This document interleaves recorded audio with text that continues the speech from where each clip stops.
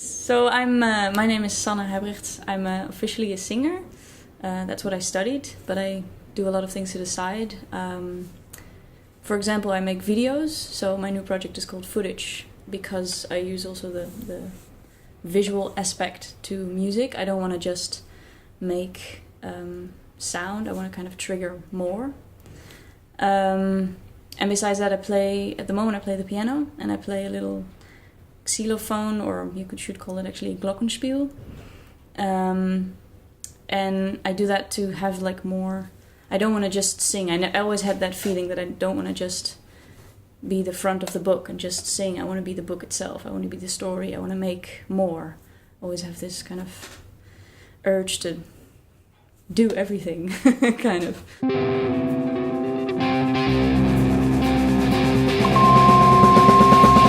So I actually really come from jazz, from bebop.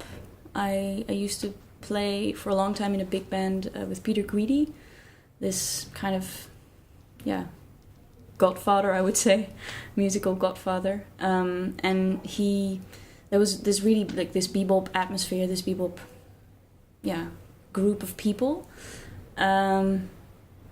And I kind of got loose from it at some point during conservatory. I studied for a long time, I think like 12 years. And I started writing and I realized that the stuff that I write is not bebop. And that kind of brought me into that direction of the music that I like, which I don't really like to describe it, but it's kind of, it's not jazz, as in, I mean, what is jazz? But it's not typical jazz, let's say. There's a lot of lyrics. It's kind of it has a pop feeling to it, very kind of dreamy, atmospheric stuff, I suppose. But I kind of really come from the jazz world. I think the easiest way to describe it is with people that play in the world that I feel like I'm swimming in, the pool that I'm swimming in, which, I mean, the first name that comes up is Becca Stevens, which is my favorite artist ever. And then you have another girl that uses a lot of loop stations and she plays the harp, called Laura Perroudin, French girl. And then I would say also people like Tigran Amassian inspire me a lot. The Staves, another kind of choir group, inspire me a lot. There's many people. I wouldn't say there's like one scene that I really desperately want to be part of. I kind of just make stuff and then I sort of feel like sometimes I fit into a scene and sometimes I don't, but I think that's also the beauty of it. I don't really want to define that somehow, you know? I'm nobody but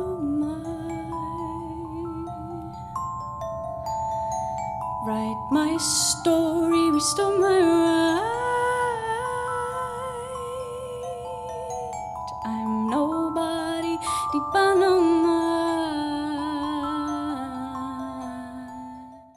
So for the past 4 or 5 years, I played in a band called EvenSanne, which was with a guitar player, Hareven, and 2 side members, kind of. They were part of the decision making as well, but with Itai Weisman and with Jeroen Patterink. And that was a very special sound and very like groove based and kind of a collective of compositions. And right now I'm really focusing on kind of breaking everything down a little bit. I'm trying to see if everything, like what's left over if it's just me, kind of. And I'm not defining myself as a solo artist at the moment. I really don't want to be only a solo artist. I really still want to play with people and because I at some point I think I will miss the interaction, but right now I'm focusing on playing solo and mostly being able to deliver material and my songs in a solo setup, to just see what the song actually still is when there's not a band supporting that, kind of. I feel like it's quite a challenge to take that, to rip it apart and sort of undress the song and still see that there sometimes is something left and sometimes there's nothing left, which then, in my opinion, maybe is not a song I should play, kind of. So I started playing piano not so long ago. As in, I play piano for a long time, but I started adding it to my set at some point. And like I said, I play the glockenspiel, and I already use loop stations for a long time, so I'm now working with 2 loop stations to also be able to connect that. To not just sing, like it's kind of difficult to just make a solo set with just singing, so I have a lot of things to the side in that sense. And now I'm focusing on a project that I think I'm gonna call Footage. I'm sort of setting it up. I don't wanna... it's still in the air a little bit.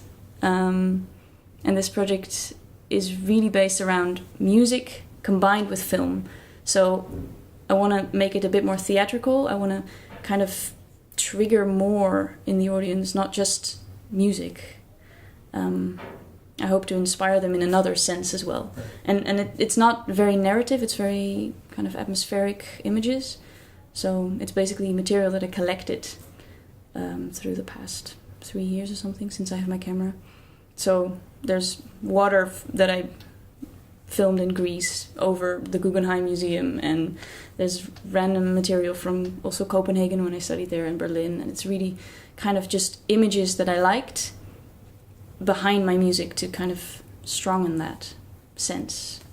I think it makes me happy when after a gig somebody comes to me with kind of like, I guess, relief, or they feel something.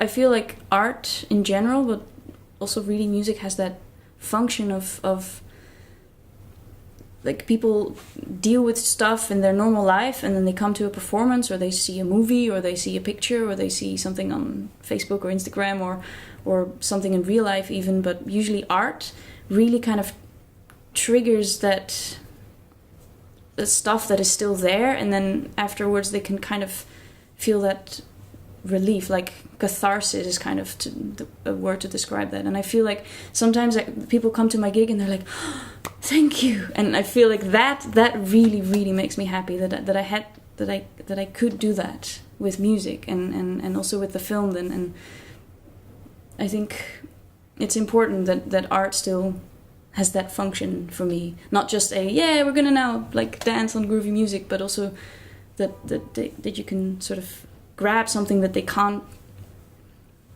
like approach themselves. They need art for it, and then I kind of feel like I helped someone. I think that really makes me happy about music, at least. There's other stuff that makes me happy about life, but yeah. Yeah, I had a really intense moment actually last year on In Jazz.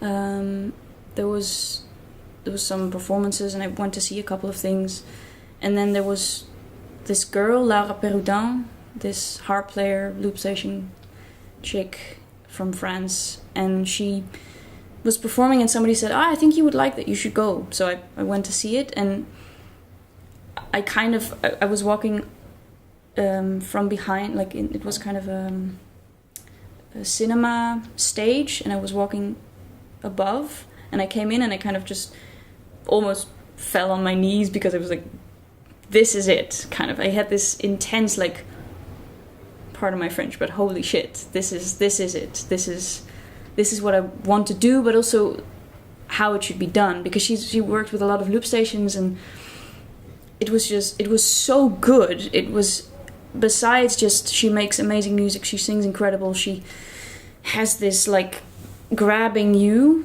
It was also just technically and sound wise, and it was all round really good. And I felt like, because I was always working with a bit of solo stuff, but never really got into it, because I had the feeling of like, yeah, but it probably, especially when you work with loops, it has this kind of repetitive and therefore a bit boring side to it. And then when I saw her, I was like, well, it doesn't have to be like that. It can actually be a full round performance. So I think that was like a bit less than a year ago, and then that was the moment that I really started digging into loops again, and like how to perform my music. And also that was kind of triggering to play piano, because it's the instrument I know best. I'm not a piano player. I mean, not really. I didn't study it, but I still kind of know how to play my songs. So that was really a trigger moment, I think. You and the world, she and he, and somebody somewhere, him and her, and whom and where, us and them, nobody know where we are, me and you and the world, she and he, and somebody somewhere, him and her, and whom and where, us and them, nobody know where we are, me and you and the world, she and he, and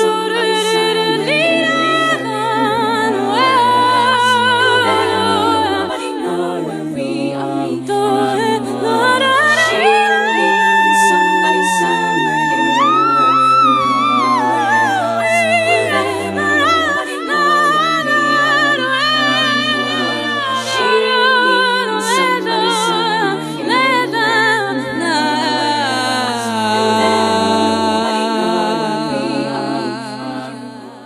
how many buttons I have to press.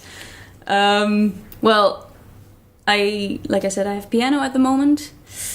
I have on the floor, I have a Boss with 2 pedals, which is a loop station, and then that is connected to a TC Helicon. So the TC Helicon comes first in the line, and then it goes through the Boss and it goes out, and obviously a microphone. And I have a xylophone, which is this glockenspiel thing. And obviously the voice, and I have some instruments, some small like percussion, some shakers and stuff. And then I have at the moment my phone as a sort of pad thing to trigger my computer to send the video to the beamer. So basically I have a bass movie, and then every song just has its own visual, and before I start the song I just press play, and then it appears, and it appears as one big long going movie, but I trigger every song separately kind of. But I'm probably going to change it really soon. I think I want to start working with Ableton because, well, it's endless. You can do anything you want. Right now I'm working with a machine and it's a bit limited still. Look, there's a lot of options, but to me, I sort of am reaching the limits of it right now. So I want to start working with Ableton, and also because you can obviously, in the long run, like trigger film, and there's just endless possibilities. And I am in the buying process of a xylosynth, which is it's an electrical vibraphone. So I'm quite mallet based in general. I used to study vibraphone a little bit, and this one is basically you have a piano and then you have a keyboard, and now you have a vibraphone or marimba, and now you have a xylosynth. So it doesn't have original sound. It's all computer based. It's MIDI. But at some point, basically, it's one instrument that can sound like marimba, vibraphone, rain, voices. You can trigger it in any kind of way. And also with Ableton, it's just endless possibilities in life. So it's a long-run project, but that's my plan, I hope. I think I would describe it as my... how do you call this? My leader, my intuition. I think, especially, I always feel like taste has to, my guidance. That's the right word. Taste guides you in a certain direction, and I'm really the type of person to just do something even though I don't know everything about it, and I just kind of start and then I fail and do it again. And I feel like in music I started writing without knowing anything about writing. I just started doing it, and my ears were my guidance in that sense. So I was really just listening if I like it, and then if I like it, that's what I make. That's why I ended up not playing jazz, kind of. So I just, yeah, my guidance, I think, in life.